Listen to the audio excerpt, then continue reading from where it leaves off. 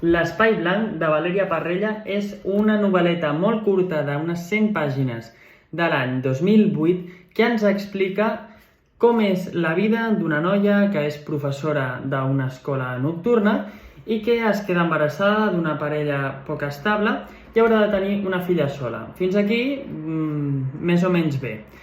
Què passa? Quin és l'intríngulis? L'Espai Blanc serà aquest temps en què viu com el seu fill, o en aquest cas la seva filla, que es diu Irene, neix de manera prematura i s'ha de passar un temps en les incubadores i a la unitat de suport intensiu. Aquí veurem tot el sentiment, tot el que viu aquesta mare, la Maria, que té sentiments trobats, com per exemple trobar a faltar un ésser a casa seva amb qui mai ha conviscut.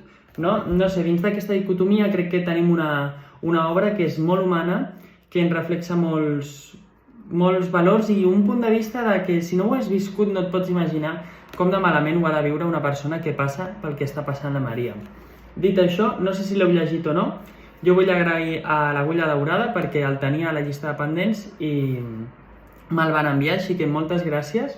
Us el recomano, sobretot per la part aquesta humana i per al tipus d'història que és. Mai havia llegit res sobre aquest tema.